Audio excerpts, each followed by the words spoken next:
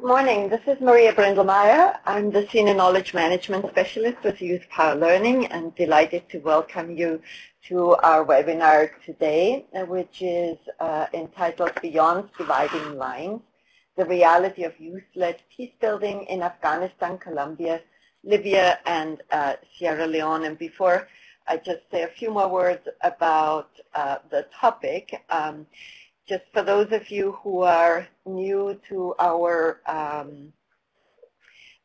to YouthPower Learning, a few words about YouthPower Learning.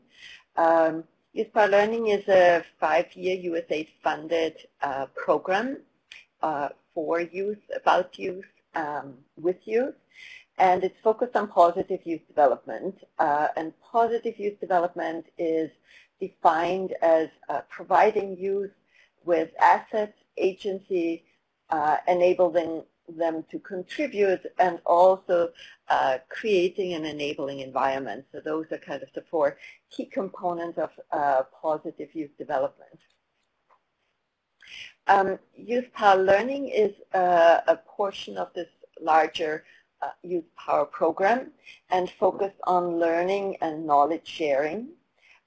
We are sharing resources, events, information, what works on the Learning Hub youthpower.org, which you probably have already visited.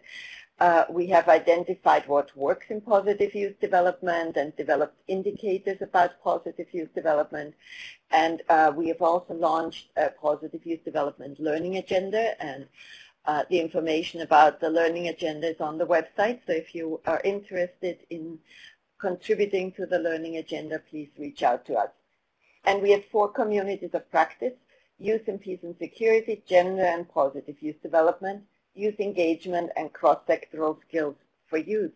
And today's webinar, it has been organized by the Youth in Peace and Security community of practice, and has actually stemmed from a grant that was launched over a year ago with the support and inspired by ideas from the community of practice on youth in peace and security.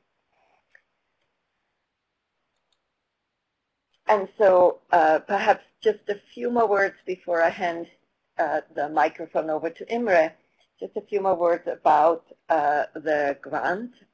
So we awarded 4 grants about 1.5 years ago, and the focus was on youth and civic engagement and peace building.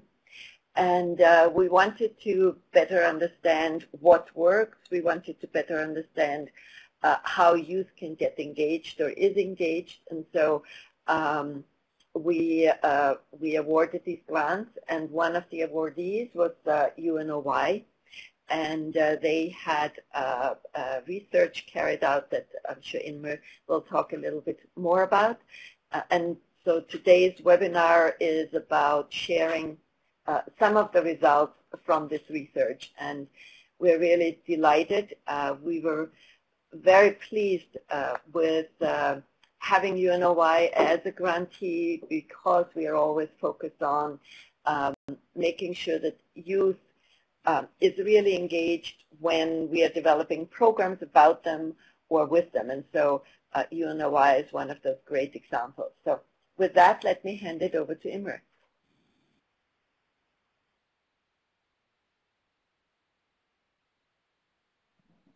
Thank you very much, Maria, for this nice introduction. I hope everyone can hear me well. Very warm welcome on behalf of United Network of Young Peace Builders. Okay, great that you can hear me. So my name is Imre Veneman. I'm the Capacity Development Coordinator at the International Secretariat of UNOY Peace Builders, and I will be your moderator for today. So I will not speak a lot. I will just give a brief introduction and then hand over to the main speakers of today.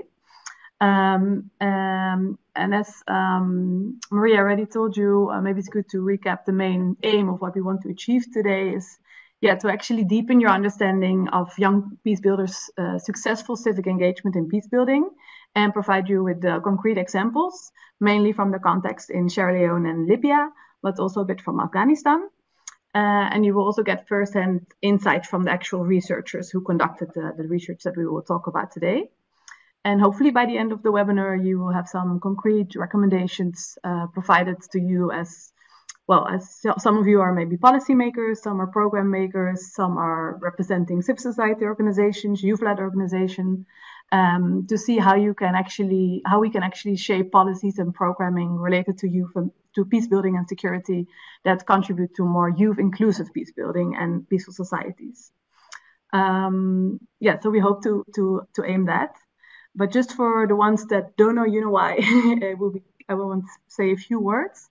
We are an international network of youth-led peace-building organizations.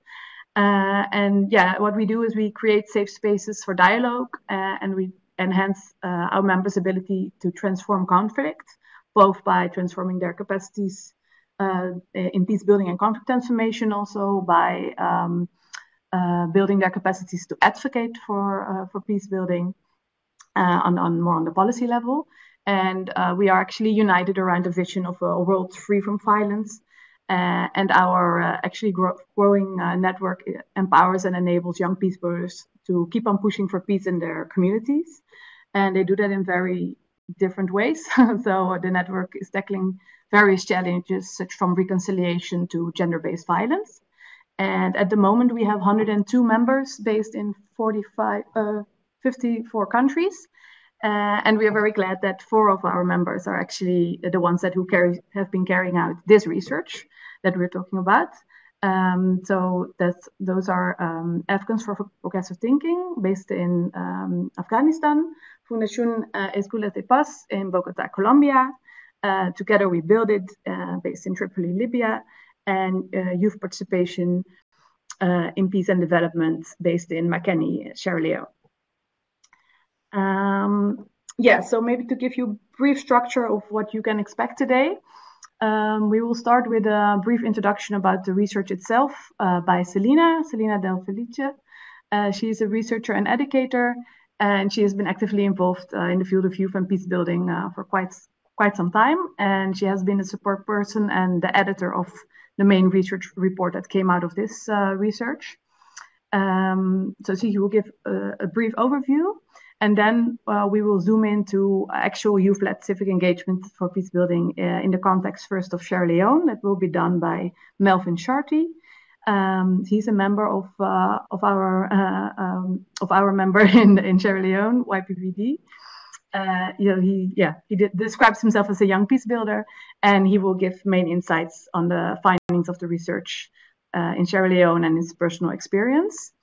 After that, we have a very short Q&A, so just 2 questions. So if any questions come up during his talk, please type it down in the chat box, and we will collect all the questions. And please state clearly who you are. If you're representing an organization, also name that, and then we will be able to ask a few questions at that stage. But also later on at the end, we also have a Q&A. So after we zoom into Sierra Leone, we will move to the Libyan context. That will be done by Rawan Gafala. Sorry if I maybe explain it or pronounce it incorrectly. Rawan is part of our member organization in Libya, which is called Together We Build It, where she leads an online awareness campaign on gender-based violence. And after that, after her talk, there's also a room for a few questions. And then we will move briefly to Afghanistan, since we also have Ali Fayez present from Afghans for Progressive Thinking, who will also share some of his insights from the research conducted in Afghanistan. And then we close with some key messages and concluding remarks, again from Selina.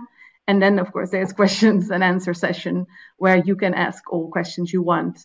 And please make sure, again, to state your name and organization clearly, and also to whom of the speakers you would like to answer your question.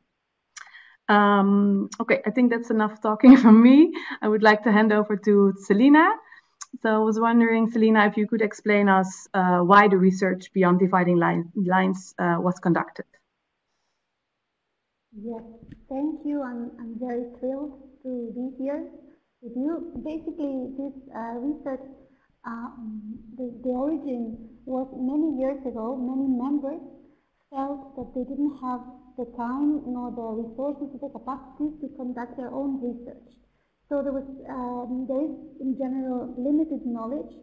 Recently we see that there is more research in this topic, but it's a new development, and members felt that they wanted to do research themselves.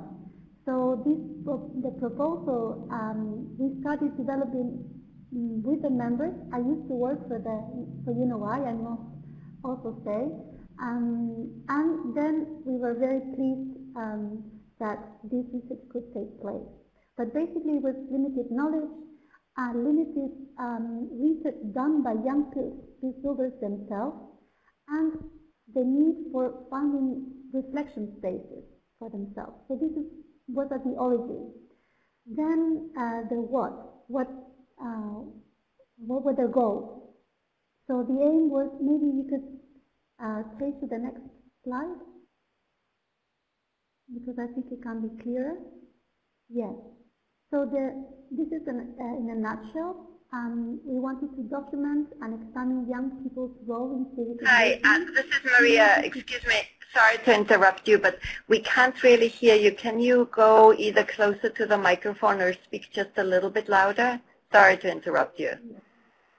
Is it better now? Not much. No, it still sounds far away. Oh, I'm not sure. Can you go really close to the microphone? Yes, as close as I can. Is it better now? That's a little better. Okay. I'll do my best, but I'll be brief in any case. So, thank you. Yes, thank you.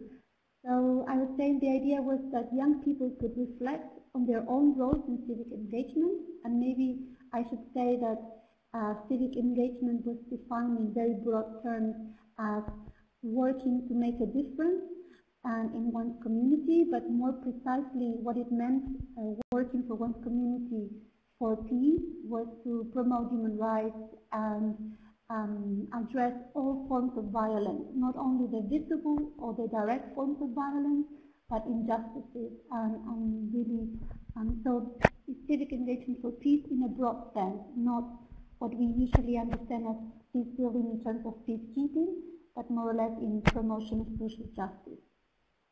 And to understand how young people perceive their own motivations and their limitations for their work. Then other goals were to inform policies and programming, and of course build up research capacities in youth organizations. These were more or less the goals. Then maybe we can move on to the next one. Maybe I should say one more thing before handing the presentation to Melvin. Is something that we didn't include in a slide, but it's very, very important, is that this research was youth-led. And what does this mean? It means three things. First, the researchers were young people and young activists and young educators themselves, all members of the network. Number two, they came together to decide on the methodology. Of course, there were some elements of training, but they really shaped how they were going to implement the project, and they adapted the listening and learning methodology developed by Search for Common Ground. And number three is that they came together to analyze the findings and come up with recommendations. So this is this youth-led process, and I was the only one, I would say, did with the role of support and a connection to previous generations of young peace builders. And but I think the most important feature of this research is that young people were engaging in conversations with other young people in trying to create a safe space and breaking down this traditional interview format in which there's one researcher who's supposed to know it all and extracted information from people. This was mostly also young people sharing their own experiences in a more horizontal manner. I would leave it at that if there are questions, but this is more or less what are the aims and the how of the research. Thank you, Selena. Can I ask you one follow-up question before we move to Melvin? Sure. Yeah, it's related to maybe just because the term civic engagement will be used a lot, and we use it a lot in the research, and it will also be used a lot in the during the webinar. So I was wondering if you could maybe give an example of a civic engagement activity or what we mean by the term. Yes, it can be volunteering in a local organization, in school. It can mean engaging in a political party, but so it's engaging politically, but basically in all forms of activities in which you are a citizen and you work with others. So non-governmental organizations or informal groups. That clarifies. Thank you for the clarification, Selena. I would now like to give the floor to Melvin to take us to the context of Sierra Leone. Yes. Hello, everyone. Melvin, please go ahead. Yeah, thank you very much, Amri. Hello, everyone, and thank you very much for coming to the webinar. I am Melvin, a member of Youth Participation in Peace and Development, Sierra Leone. I'm here to talk on youth in Sierra Leone and the willingness they have shown to overcome challenges in Sierra Leone and to engage in peace building and non-violence. For the most part of the work we do at Youth Participation in Peace and Development, we have been thinking around what is the world we want for young people? What is the world we are looking forward to for young people, not just in Sierra Leone, but all over the world? And the world we want is a world where young people have the opportunity to be included, to be respected, and their voices are heard. Is a world without civil war and violence. And so, Sierra Leone, I will take you to the next slide. The next slide. Thank you very much. Sierra Leone as a country has gone through lots of challenges. With a population of about 8 million people, young people make about 34% of that population. 11 years of civil war have pushed young people to face a number of challenges ranging from political exclusion to gender-based violence, to being victims of rape, and ever in the history of the world, Sierra Leone recorded thousands of young children were enlisted as child soldiers during the war. And the war wasn't just the only challenges that young people have got to battle with. A number of young people were child soldiers in the war. For young people that were born in the 1990s, I am an example of those young people, and I represent those young people in Sierra Leone. I can still remember the scar of the war. By then I was a young man, but I can still remember the sound of guns, the tears of babies, and I can still see myself in a refugee camp in those days. All of those years we are shadowed with bloodshed. There are no hope for young people in Sierra Leone. And that was not the end. In 2014, Ebola epidemic struck Sierra Leone. For 2 years, it killed more than 3,000 people. At the forefront of the Ebola epidemic were young people, area community mobilizers, contact tracers, social workers, and the like. These young people didn't sit down. They were at the forefront of the Ebola epidemic, and they gave their lives for what they believe will keep Sierra Leone safe. On August, in the capital city of Sierra Leone, a mudslide hit Freetown, and about 600 people died in a mudslide that nobody ever thought was going to happen. Young people, women and children, we are victims of that. Sierra Leone has gone through a lot of conflict. Like I said, from the civil war to the Ebola epidemic and to the mudslide.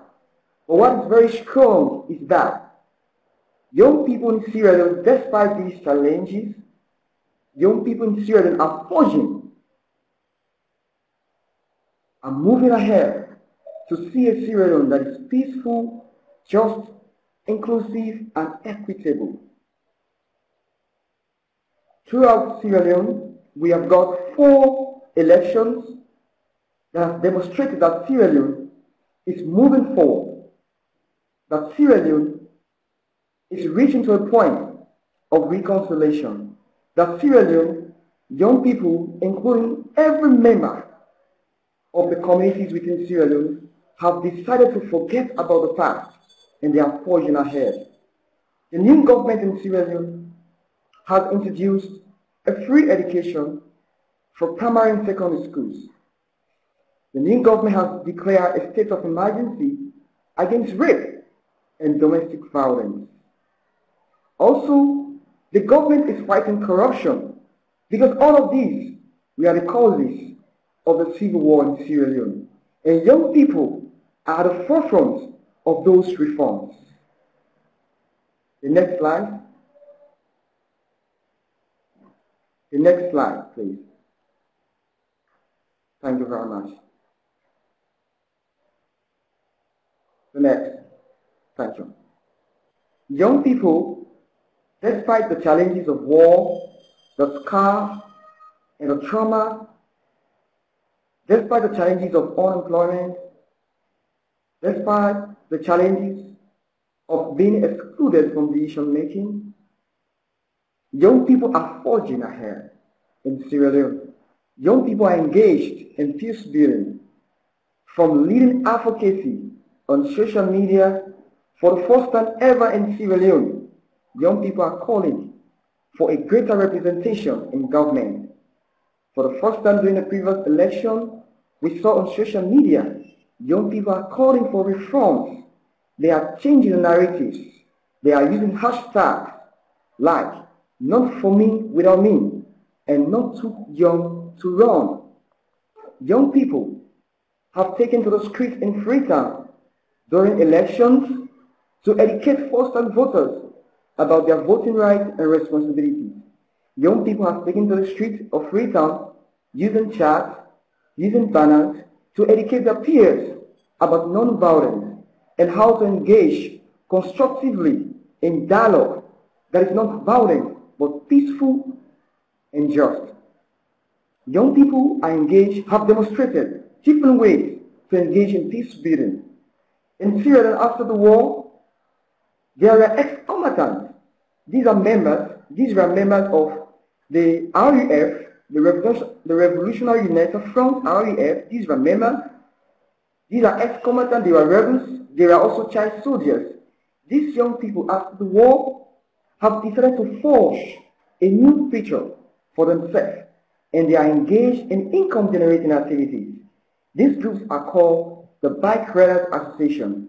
These are informal groups within Sierra Leone, a very strong pressure group.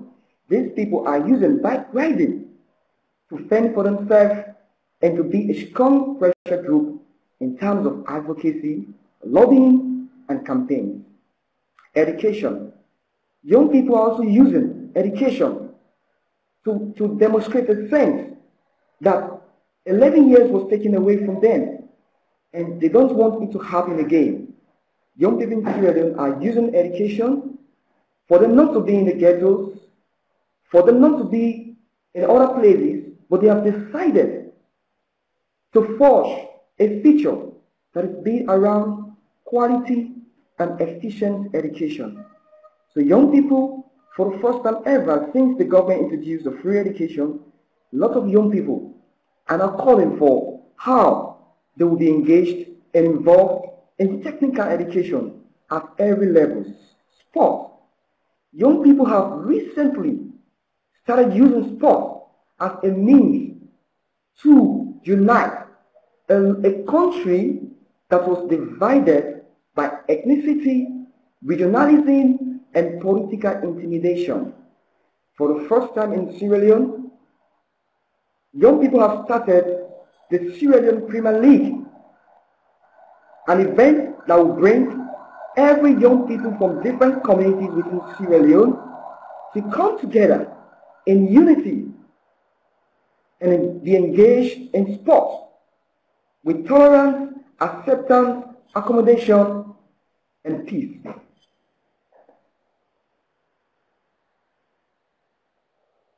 Can we get the next slide? Thank you. I know you might be wondering, what is pushing these young people? What is motivating these young people? From the research we did in Sierra Leone, I'm one of the local researchers, and from the findings, I spoke with my peers. I spoke with some young people in Sierra Leone. I spoke with members of government from the private sector, and I was able to understand that young people are motivated to be engaged in peace building because of the inner drive to contribute to peace. Remember, 11 years was already taken away from them. Remember, 11 years, young people didn't have access to quality education. 11 years, young people didn't have access to adequate healthcare facilities. 11 years, young people were excluded from decision-making processes. 11 years, women and young girls were raped. They are victims of war. They are victims of rape. Their experiences are far to repeat again. So young people in Sierra Leone are motivated because they want to be seen. They want their voices to be heard. And they want to be involved in the national politics.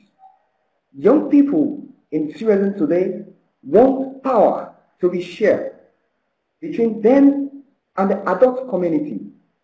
They want to be engaged in every form of decision making, from the community level to district level on to national level.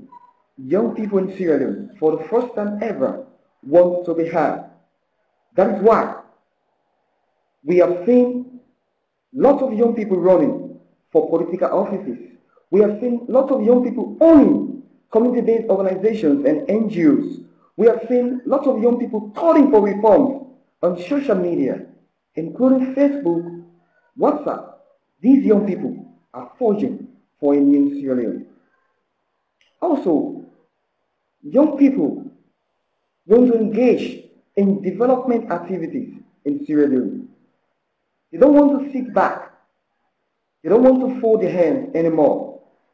They don't want to be engaged in war anymore. They don't want to take the guns. Instead of taking guns, young people are asking for pen. Instead of fighting, young people are asking for dialogue. Instead of causing noise, young people are engaged in constructive debate in Sierra Leone today. And so these are the motivations, mindsets, and every other young people in Sierra Leone want to see. Yeah.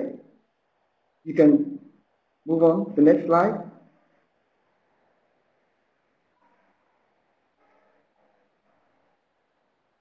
A lot of young people have got challenges in terms of their efforts to promote peace. Despite the motivation to be engaged and to be heard, despite some of the achievements and the successes of young people over the years, But there are other challenges, which are structural challenges. There are structural barriers, both economic and political. Poverty and unemployment remain to be the main challenges young people face in Sierra Leone today. At 70% of youth in Sierra Leone, you can imagine, 70% of youth are unemployed. And that is limiting them in their efforts to come together and to advocate for change. Poverty itself has limited a good number of young people that want to start their own organization. Poverty has limited women and girls to engage in decision making at community level. The negative perception of youth. You know, that is what I refer to as structural barriers. For a long time, women and girls have not been involved in the peace-making processes at community levels because of the long-time tradition of male dominance. A lot of women have not been involved in the peace processes, but a lot of these young women were victims of rape during the war. A lot of these young women are victims of domestic violence and sexual assault. And so because of the negative perception of community towards young people, these also limited young people in terms of their complete participation in peace and development process in Sierra Leone. Young people in rural communities also lack the resources that will help them, that will support their peace-building effort. There are lots of young people, you know, in Sierra Leone that want to come up. There are lots of young people in Sierra Leone that have initiatives, that have organizations, that have, you know, associations that want to come out to contribute to the peace-building process. But these young people are limited because they can't afford funding. They don't have access to funding. And also, the issue of lack of recognition of young people. A lot of young people are only considered when it is time for election. They are only considered when it is time for political campaigns. They are not considered as competent, you know, politicians that will compete in terms of running for political office. They are only considered as campaigners for politicians. And so these young people continue to face these challenges. They are not seen as people that will contribute to the peace and development. They are rather seen as only participators. They are not facilitators. These are some of the other challenges. The next slide.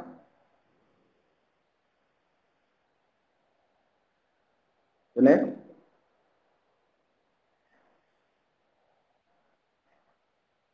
I would like to share a story. And this story represents the triumph, the hope that young people have shown in terms of their civic engagement that is related to peace building.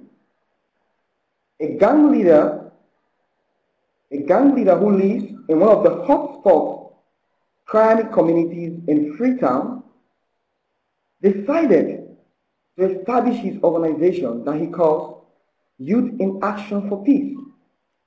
Instead of being a gang member, he is now using his organization to engage his colleagues in a non-violent dialogue, preaching tolerance, acceptance, and peace. A student who experienced the civil war in the eastern region of Sierra Leone, he got the opportunity to come to the University of Sierra Leone. He is now using his experience and he has established an organization that he calls the Student Campus Peace Club. He is using that space to engage his peers in terms of peace building, in terms of being tolerant and non-violent. These are stories of young Sierra Leoneans that have decided to forget about the past, and they are forging to a future that is just, equitable, and peaceful. The next slide. The next.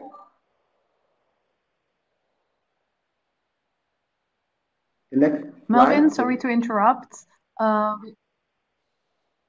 Yes, Melvin. This is Imra. I just want to interrupt very briefly that it would be nice if you could round off, because we are about to go to the next speaker. So if you could take 2 more minutes to round up the next slide. Your talk, that would be great. Thank you.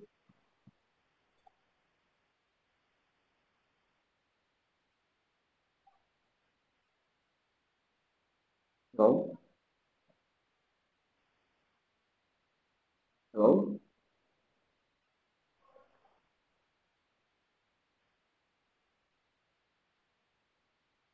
Yes, Melvin, the slide is now on the policy recommendations. Can you hear me? Hello, I'm getting me. The next slide. Yes, Melvin, the next slide is on. You can continue. The audience can see the slide. Maybe you can see, but maybe you can just continue the talk.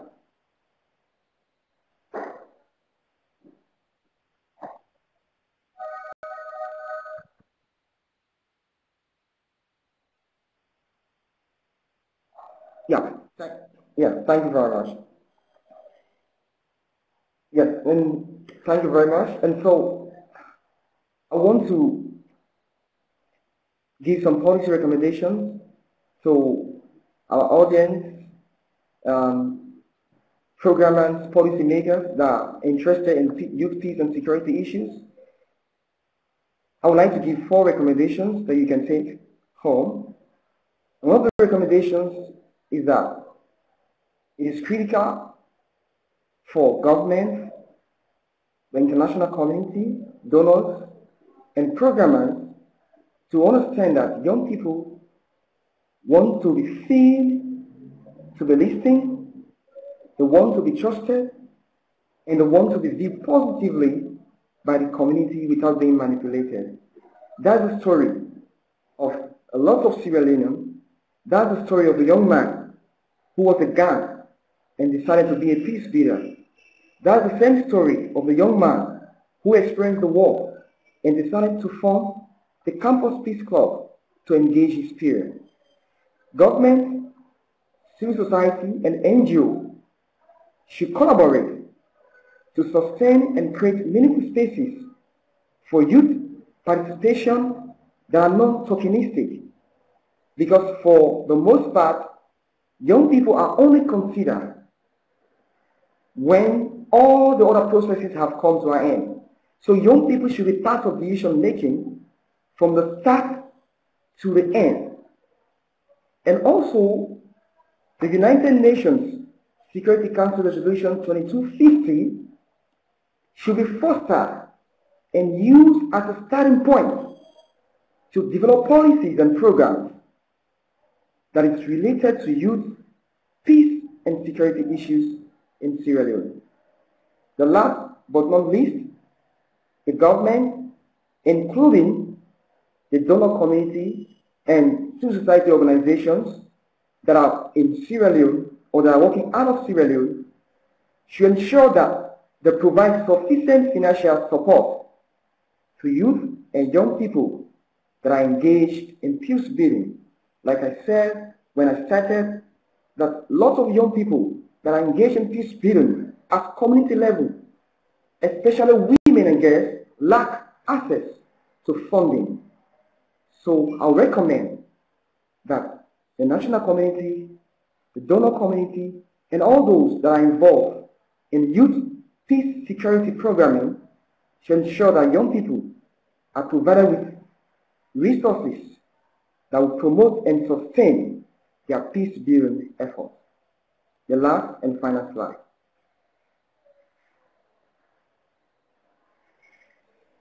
I will end with a quotation. The world we want is a world where every youth is lifted out of poverty, educated, healthy. It's a world without civil war and conflict. Thank you very much. Thank you, Melvin, for your presentation and sharing all these insights with us. I would just have take 2 questions now before we move on to the context of Libya. Thank you for those who are posting questions in the chat. So there's one, well, quite a general question, but it's from Maria Rodriguez, and she's wondering if you could clarify what you mean by young people, what ages you are referring to. And maybe Selina, you can also add if that depends per context, but maybe Melvin, you want to explain first what you mean by young people.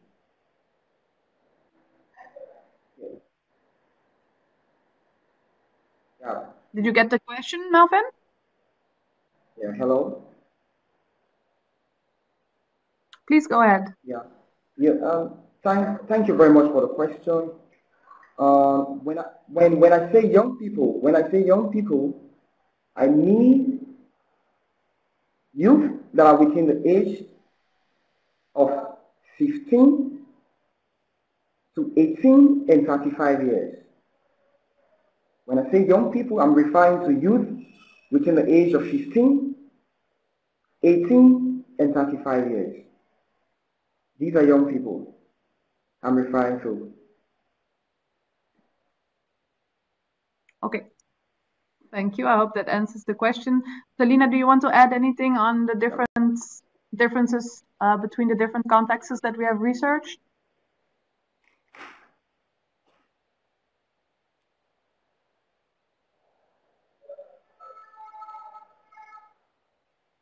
Okay. Yes, I would say that for statistical purposes, different age brackets are used. So for the UN, someone 18 to 25. In Africa, it's up to 35. But what I want to emphasize is youth is a transition phase, and what matters is whether young people, it's about cultural markers and how the society perceives this person to be autonomous. So, for example, if getting married and having a job is a key marker of the society perceiving you as a young person, you can be 35 or 36, but if you don't have these social markers, then you're perceived a bit as a loser. And so this really depends on per country. And so I would leave it, I mean, we can explain more in detail, but I would say, yes, this is quite context specific, and also depending if it's a young woman or a young man.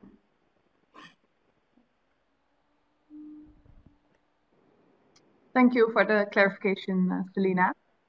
Maybe to have one more question from the audience. It's from Mera Salkal from Geopol. The person is wondering, what are some of the tools or technologies that you use to reach youth? Melvin, could you respond to that? Or maybe give some examples? Yeah, so it's a question, are you asking me maybe a personal question or in general? Or maybe I'll take it personal. And for some of the work I do, for my work, most of the technologies we use is like we use Facebook. Like Facebook is one of the powerful tools that young people in Syria are using now to have their voices heard, to call for their representation, and to engage government. I think social media is one of the tools, and the other tool also is WhatsApp, because like in Sierra Leone now we have a number of youth organizations that do not have funding to go and establish, maybe get an office space and other stuff, but they have WhatsApp that they use as a means to engage policymakers directly. They have WhatsApp that they have created their own communities within WhatsApp to engage and to discuss issues that is very passionate to them. And I think for some technology tools, like for me specifically, I use a number of tools. Like I use an Adobe I use Adobe and Creative Cloud. Like for most of my work, I use Adobe Creative Cloud to inform my audience and to reach out to the larger community about what I see, what is very fashionable with me. Sometimes I use graphic designing to engage my audience and to try to illustrate myself in a more visual way that people understand what is more understandable to me. And those are some of the tools. But like for other youth-led organizations, I think I'm not pretty much sure what are some of the other tools they use, but like for me, I use Facebook, I use WhatsApp, I use Adobe Creative Cloud to engage my audience, and a lot of other online resources, to engage. Yep, thank you, Melvin. There was just a clarification of the question, actually. He was asking for the purpose of getting information and insight from youth so that you can make youth-led policy recommendations. So do you have any additional tools or techniques that you use for that?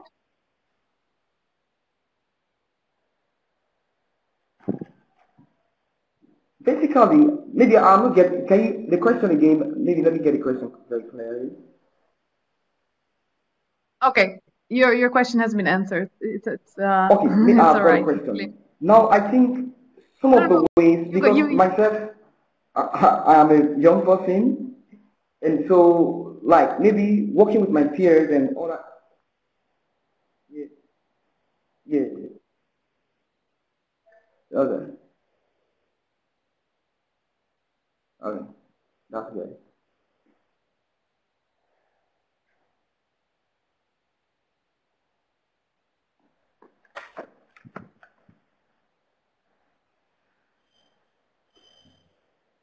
Sorry, the connection was cut for me, but thank you very much, Melvin, for further elaborating on this point. I think we can, we will save some of the other questions for the end of the Q&A, and we will now move to the context of Libya. So, Rawan, I would like to give the floor to you to also share some insights and maybe your personal experience as a researcher from the Libyan context.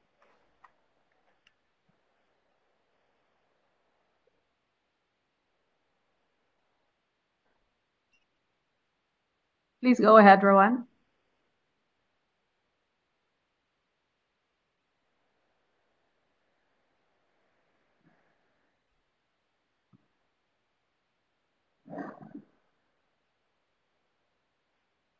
Can you hear me now?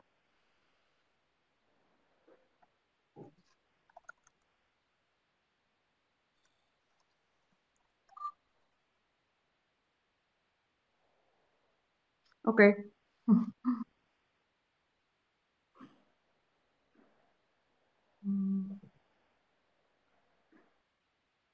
Is Rowan's microphone on?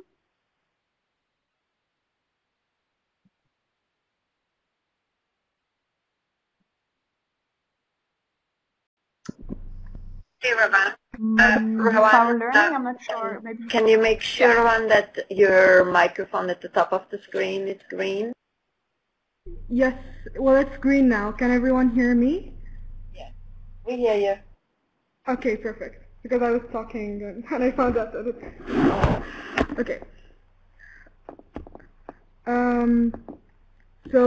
Again, apologies for not having the slideshow. Hopefully I will speak clearly enough to understand what I will be presenting. What I would like to start is to give an idea on what does Libya look like, or what is it like to be an active young person in Libya.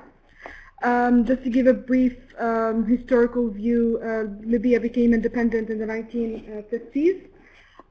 That's when the king was ruling, and then we had, and after that came the Gaddafi regime, which was in 1969, and that lasted up until 2011, where the revolution happened as one of the revolutions that happened in the Arab Spring. and from there things started that's when the Libyan people really and truly gained their freedom, and that's when things really started to happen. Libya is a very big country. It's located in North Africa. It's very big, but again, the population is very small comparing to the size. Libyans are only 6 million and a half. But again, since the geographical context is very big, we have very diverse cultural context as well. Up until 2011, so up until the revolution, people didn't even know that there is cultural diversity inside Libya. So when I say cultural diversity, we have Arab people. So Libya is composed of Arab people, and it's composed of Tamazight people. Tamazight people live in the south and in the far west of Libya. And they have their own language and their own cultural and customs and everything. The Tamazight were extremely suppressed by the Gaddafi regime, so they couldn't even speak the language. So once again, it's the context of geographical and cultural context is very broad, and it was so suppressed that we didn't even realize this up until 2011, which is quite crazy, because this even describes some of the youth-led activities which I will be talking about later on. So in 2011, that, like I said, it's when the Libyan people gained their freedom. This is where the revolution happened, and people really started to do good things for their countries and wanted to build a better countries for themselves and for their children and everyone. Up until 2014, things were relatively stable, but then in 2014, things started to go downhill. That's where the Civic war flamed again, and this is where the burning of Tripoli International Airport happened. This left Tripoli, the capital of Libya, trapped in a very sensitive security situation.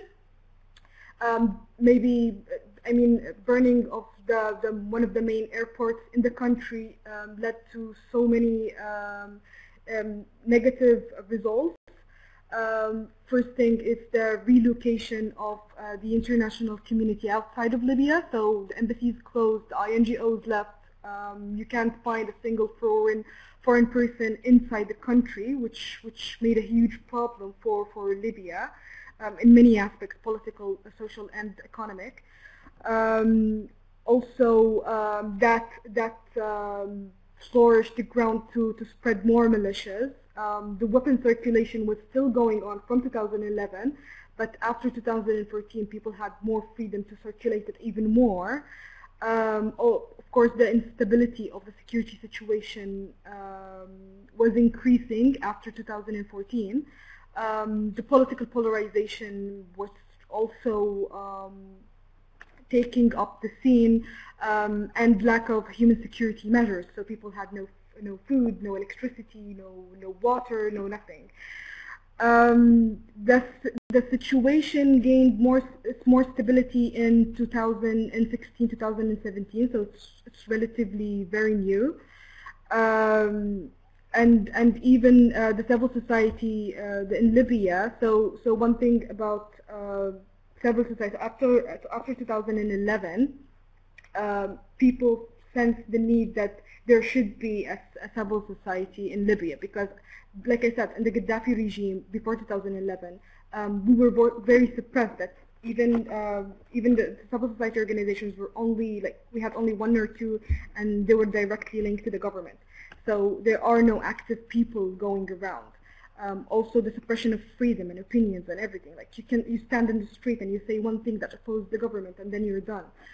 So after the revolution, we gained more freedom. So and with that freedom came the idea of being an active person in the community, or an active citizen, and people felt the need and the urge to serve the country. Yes. So these challenges that broke down, I mean, the challenges were from 2011, they increased in 2014, and they're still going on around. The security situation is a bit stable, but we still lack human security measures. So we still face, so the normal citizen in Libya still faces the instability of not having money liquidity, not having electricity, not having water. The economic situation is crazy. The political polarization is still going, and it's still blooming even more. But despite all of that, and with the flourishing of the civil society, people are fighting these challenges. So these challenges are hard enough for the normal citizen in Libya. Rather still, we're speaking about a person who's trying to build the country and trying to provide a positive impact. When I was conducting the research and I was sitting in front of active people, so active young people, and I was talking to them about what are you facing as a young person who's trying to do a positive change, and it felt like as if I'm speaking to myself, because even conducting the research in itself was a big challenge for me. So people were speaking about not being able to conduct a certain project because the security situation is bad, because they can't go from place A to place B without passing through a checkpoint or militias or whatever that is that will interfere with their cause.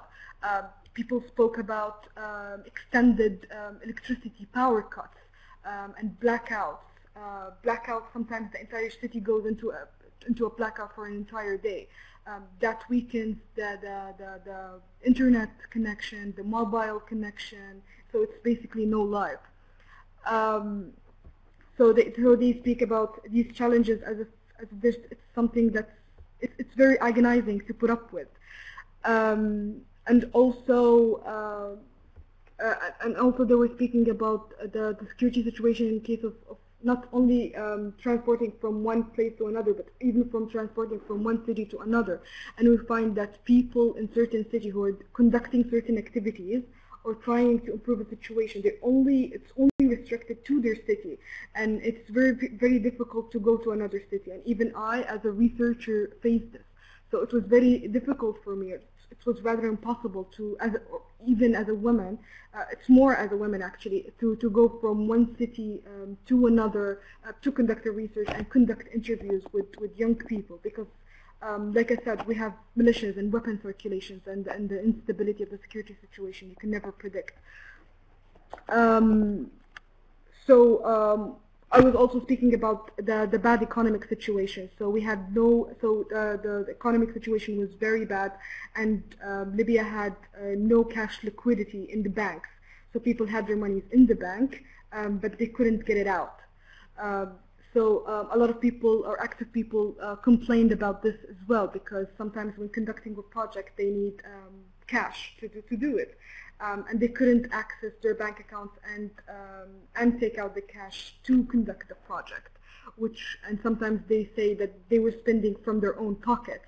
And again, it's also sometimes INGOs, because most of the funding don't come from Libyans themselves. Most of the funding for the civil society comes from INGOs.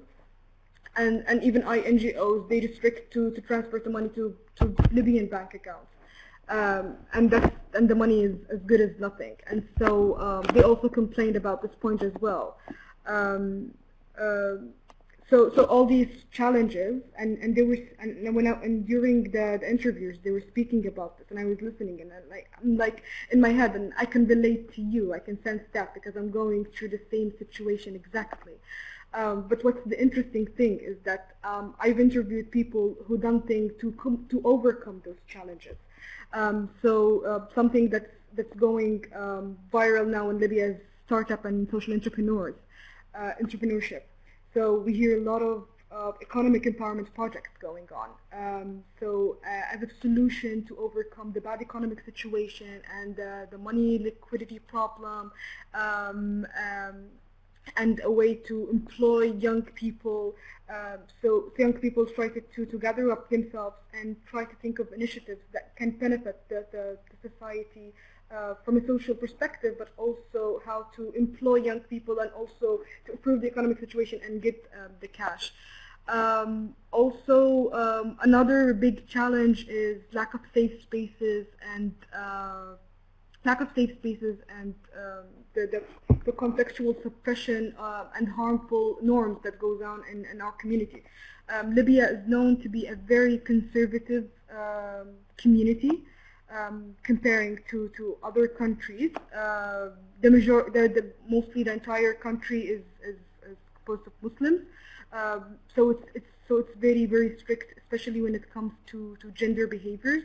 And even with mixing up and going and conducting certain activities and all of that. Also safe spaces and sitting in public and certain things that are related to that. So what people, so even the art and culture part of Libya has been suppressed.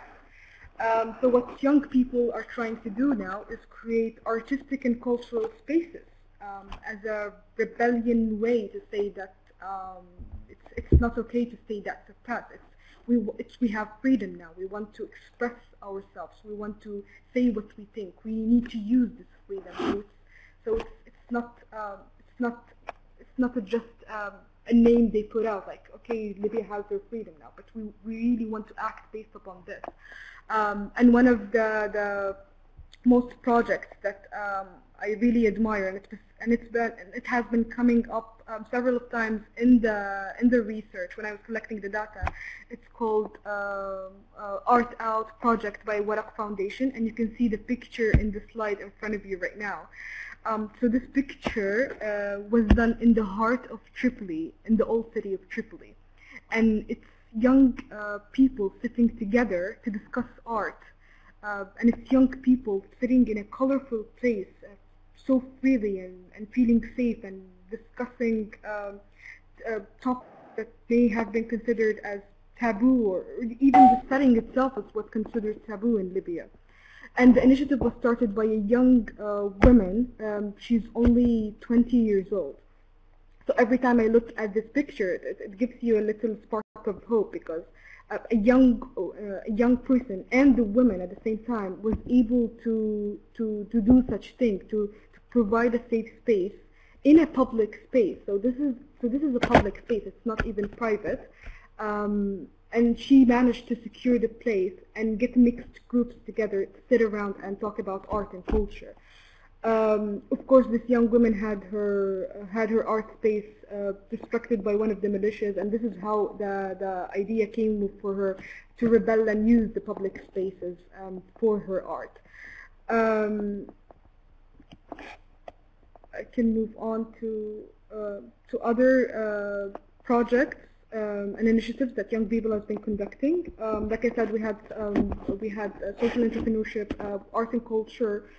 We find a lot of organizations that are led by young women who are trying to eliminate or eradicate gender-based violence in the community. Like I said, with suppression and with how conservative the Libyan community is, there are a lot of, as a result, we see a lot of harmful gender norms that are going around, and how the women aren't gaining their full rights even after after gaining freedom.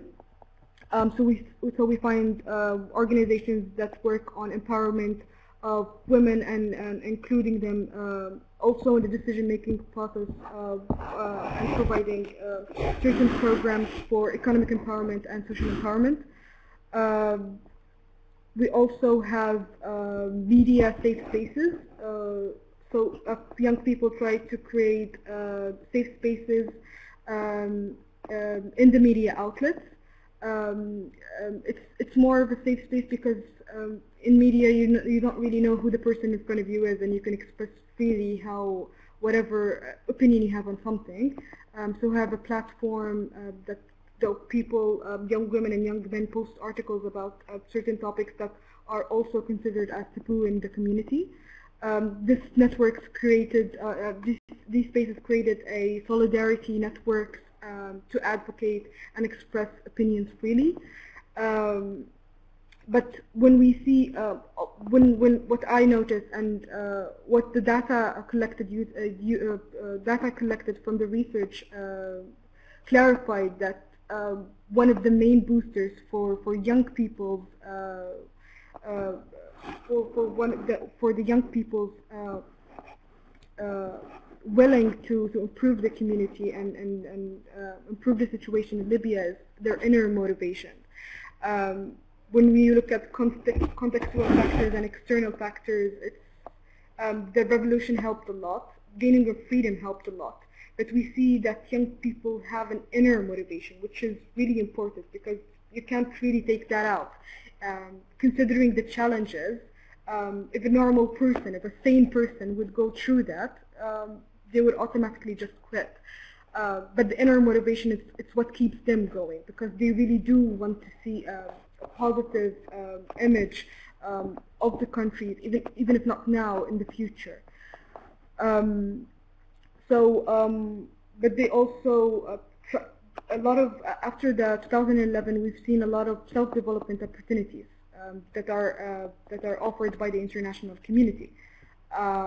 And these self-development opportunities also were working as boosters, or people indicated that they are also boosters for them to start working in the civil society and continue working. These self-development opportunities didn't even restrict them for themselves, but they also tried to share them and benefit other young people as well from them.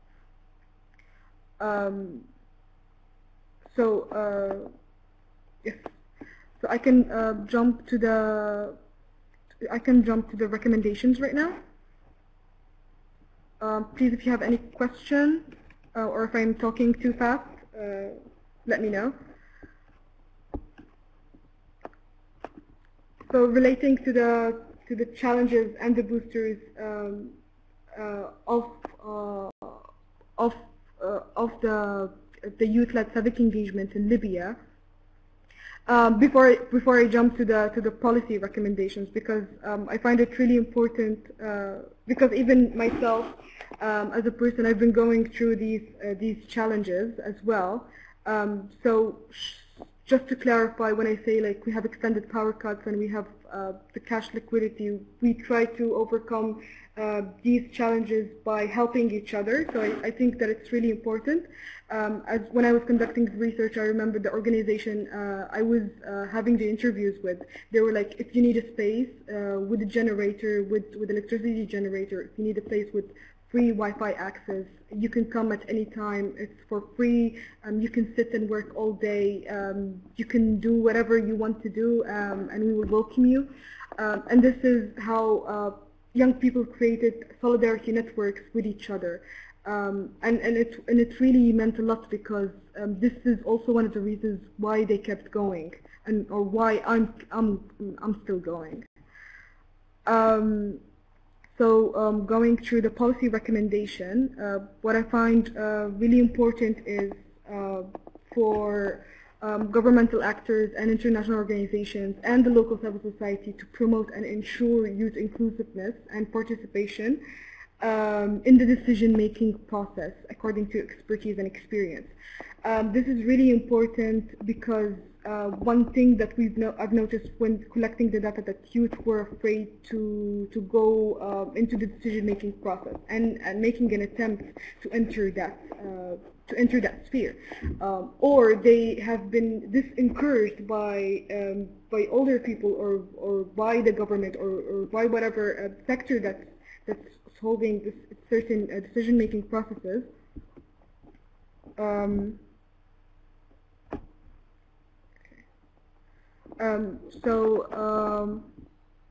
Holding a decision-making process, so they've been just encouraged to take a stand, and I think it's really important for them to empower them to be included in the political sphere. Also, UN agencies and civil society organizations should continue to support and strengthen young women and young men's initiatives and efforts towards peace building by providing them with technical support, flexibility in funding and training opportunities, also with specific attention to rural areas. And this is really important because we see that youth-led civic engagement is only concentrated in big cities in Libya, and rural areas are completely neglected. So I think it's also an important thing for any international actors or local actors when working with the Libyan civil society to pay a really good attention to that. Another recommendation, okay, so it's the last one, it's for media such as TV and radio programs, is committed to cover stories and the important role that young people are playing in the conflict-affected communities. And this is really important because the media always shows the negative perception of youth, especially in conflict-affected countries. So always view youth as the war fuel, or the people in the militias, or the people who are circulating the weapons, but we don't really see the positive aspect that they're actually doing or they're trying to accomplish. So I guess it's really important for media outlets to give a very high concentration on youth active role in the community and the peace building process. Yes, so also just the last recommendation, it's the importance to prepare both males and females to advocate for gender and for gender equality, and ensure them to become very aware of both of their roles in the decision-making process. Because when I was collecting the data, there was a lot of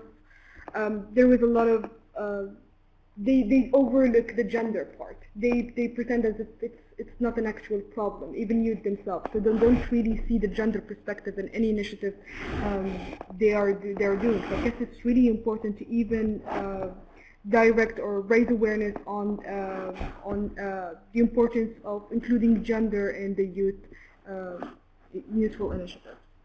So I guess that's it. I'm wrapping up my. Thank you. Yes, thank you so much, Rowan, for your clear presentation and also addressing the gender point at the end, which is a crucial part. We have many questions for you, but we don't have a lot of time, so I would just pick one from the audience for now, and then let's see if we can address other questions later, or otherwise we can also do that in writing afterwards. So it's a question from Natalia. The person is wondering, what was the uptake and success of the entrepreneurial interventions compared to those that are more arts or cultural based? And then the second question linked to that is if there are different groups of young people, of youth, that are partake depending on the topic.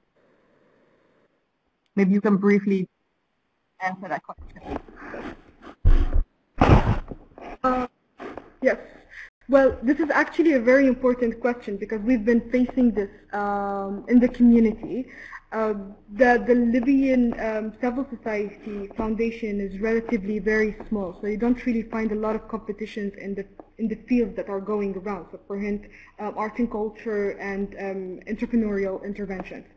But we have certain people who are known and certain organizations that are known that they work on these things, but at the same time we also see a lot of collaboration between the people who are taking part in each and different categories. We can't really, I see entrepreneurial interventions and art and culture are completely different things, so you can't really measure the success of both of them. But in my opinion, they're both successful. So entrepreneurial interventions have been successful in terms of we've seen people creating applications to make life more easy, for instance. Creating, for instance, there's this entrepreneurial project that's going on around lately.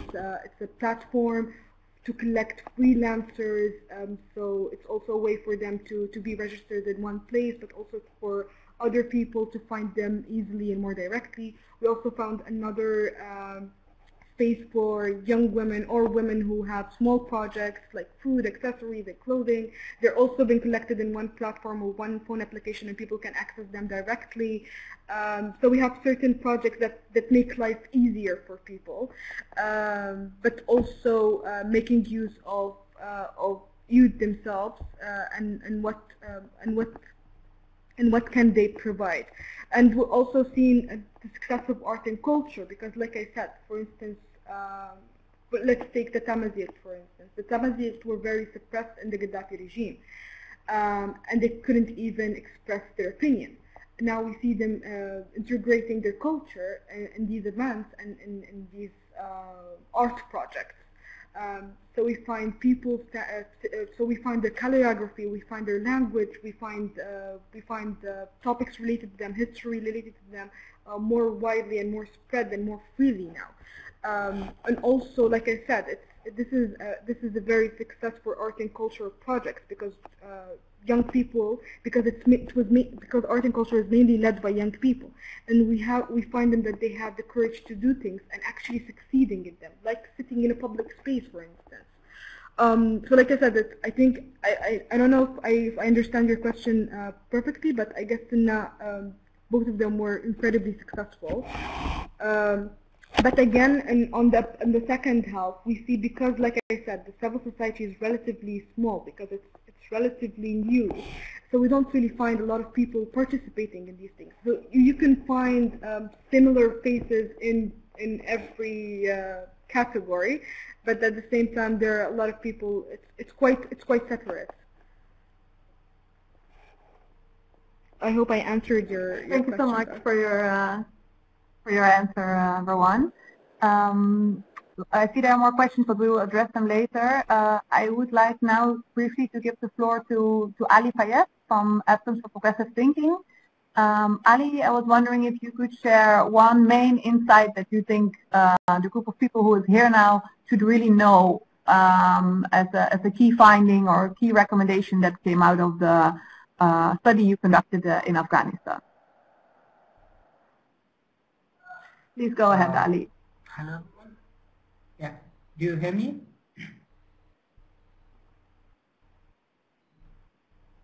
Yep. Emily, are you hearing me? Okay, cool. So, hello everyone. Yep. I'm very happy and excited today to talk about my experience as a local researcher for this research project that I was part of it. Actually, when it comes to Afghanistan and the background and the context, before this research project started, I was thinking it as a simple work to just be concluded in some interviews and conversations. But later on, when I went through the project, I found out that it's really something different to talk with people, and when people open up their hearts and share about the backgrounds that they have raised and the challenges that they go through, or when they talk about the unhealed wounds or the traumas. So that was the thing that I found out, that it's really hard a little bit to listen to the people and also empathize with them and also learn what they think about the situation and how they contributed for the betterment of the country. So considering all of that, I would talk about Afghanistan first of all, a bit the context that people who are listening to. So basically, we can divide the context of Afghanistan pre-2001 and post-2001, because the foundation of this new democratic government was put in 2001 after the US invaded the country and ousted the Taliban from the power. And all of these new spaces that nowadays we see in Afghanistan for the youth. So the foundation is based in 2001. But the story is not ending just in 2001, and as I was, as a local researcher, first was that I realized that Afghan youth were really shouldering the burdens of 4 decades of war and conflict, which is influencing the current situation and the civic engagement of youth in the country. even in the first interview that I went to talk with a guy, and he warmly welcomed, and after that when it came to a question that he was asking about the background and his life background, so he shared about some of the recent incidents that he has lost friends and an attack on a hotel, and he was somehow depressed by that. So considering this, we can understand or realize the impact of the case of war in the country, and especially how they have affected the youth. And it really comes to during the time of Taliban, which after 1995 when the Taliban took the control of the city, and I also could remember those times. And in one of the interviews, I was talking with Ali, I'm sorry to interrupt. Which I never Ali, can I briefly interrupt had you? a chance to really go deep and talk with Ali, can you hear me? Yeah. Yes. Yes, sorry to interrupt. The line is keeping breaking a little bit. And I also want to remind you that, can you hear me? Ali, I have also typed to you. The line is breaking. Yeah, so the line is breaking up a little bit, so it's a little bit difficult to understand. And I also unfortunately have to remind you of the time, since we are very limited on the time. So I'm sorry for that, but I would like to maybe ask you to give one key recommendation from the findings in Afghanistan, and then to refer to the research report and the policy brief later on, so that the audience can read that in more detail. And maybe for now, just to keep it very short on giving one recommendation, and then we have to move on because we really we're running out of time. I'm sorry. Okay. Okay.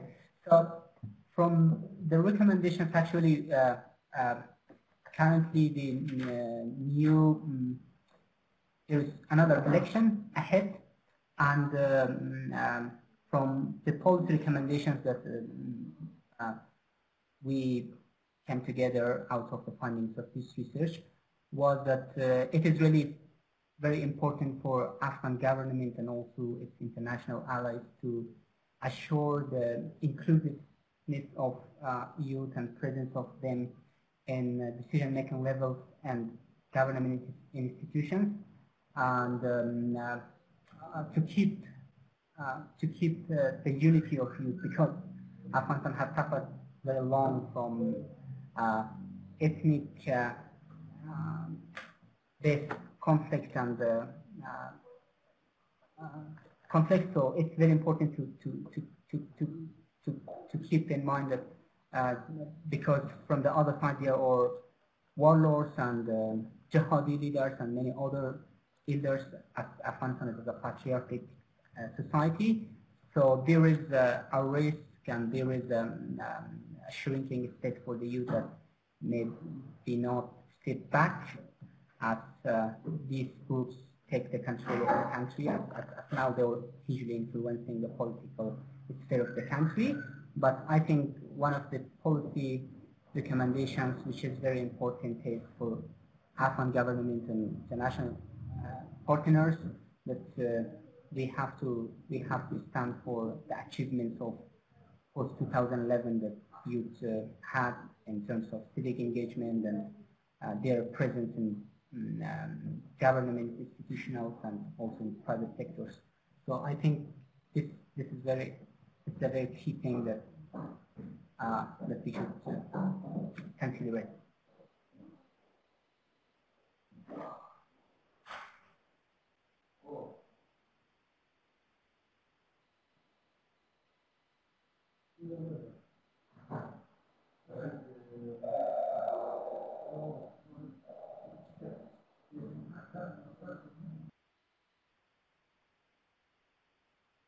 All right. Thank you so much, Ali, for sharing it. I'm not sure if everyone understood because the connection was, I think, a bit broken. But yeah, as I said, I'm very sorry we have to move on, but we will try to address all of it. Otherwise, also in the email we will send afterwards. I would like to give the floor back to Selina to come up with some finding remarks on the research and connecting all what we have heard so far. Please go ahead, Selina. Yes, a lot to say, because what you have shared is very rich. Maybe just to emphasize that young people do a lot with a lot of constraints and with a lot of limitations, but they do, and they try to engage in many different ways, both with making an effort to engage with traditional politics despite the mistrust and the fact that very few engage in electoral processes and with political parties. But a lot of the activities we noticed for the 4 countries were related to advocacy projects and educational activities, and a lot using art and social media. So basically, young people have a need to express themselves, to organize, and they are super creative in carving out spaces and creating new spaces. And I think that was very inspirational and very striking when we were analyzing the information. And I recall the flip chart with lots and lots of lists of different types of activities, and we were trying to cluster them. And the first big cluster was advocacy and campaigns and information campaigns, and then educational activities. Really a big diversity. I hope you have the time to read both the general reports and the policy briefs that explain different types of activities. Here we are summarizing a bit, but there's a lot more. And then the other, I would like to stress this idea of, despite the limitations, security, mobility, how youth organizations and young people try to overcome these barriers, and new things emerge like solidarity networks, like one was explaining, or Melvin was talking about the Not Too Young to Run campaign. So all these activities show that young people have already a power, and they show they can be very creative and courageous, and the importance of safe spaces, not only in terms of physical security and mobility, but in very polarized and very wounded societies, how important it is for young people to have pluralistic spaces where they can feel, they can express themselves, how one was explaining this public space that is not manipulated or guided by other organizations, but that they can run it and develop these spaces and these activities on their own. So I see, yes, for me, hearing and working with this group has been an amazing experience, and I hope more research and more reflection can continue within youth organizations and within the movement. There is a lot more to say, but these are the few things that for me are more striking, the creativity, and maybe the last thing is this inner drive of young people to contribute to their societies. We heard it a lot in the testimony, and it's a search for meaning and for a better future. So now we cannot move forward if we don't engage. So this was a very strong feeling, in my opinion. Thank you so much.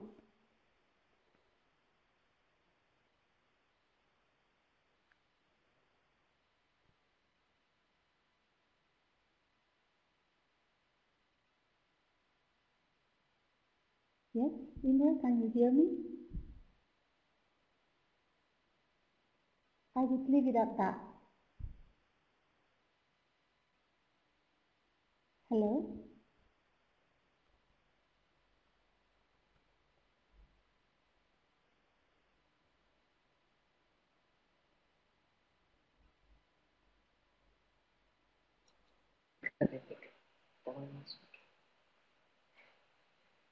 Hi, I think we've lost Imre, so this is Maria Brindelmeyer speaking. So let me just take over quickly. Thank you, Selena, for your intervention. Any last minute thoughts that you still had? I think you had wrapped up. We will make all the slides and everything available, as we mentioned in the beginning. We will also make the recording available. And if you go to youthpower.org and you look under the Communities tab in the Grants under Contract, you will find all the different materials and studies, and we'll also send out a link to those. So just kind of to wrap up quickly in terms of thanking our speakers. This was really fabulous.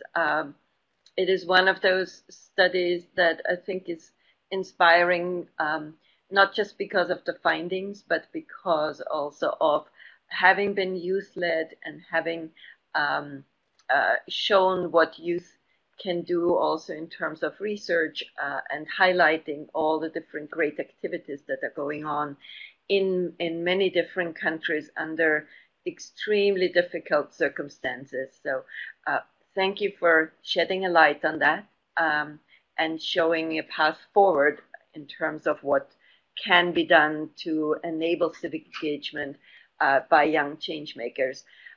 So just a few final words to wrap up. In terms of YouthPower Learning, we thank both the presenters and researchers for what they have done. And as participants, you can stay engaged with us on youthpower.org. If you have any materials that you want to post, send them to info@youthpower.org. And you can join one of our communities of practice. We don't have any new grants planned, but you can see the grant deliverables on our website, and we also have some ongoing grant activities about women's engagement and empowerment. So stay posted, join our next webinars, and thank you for participating.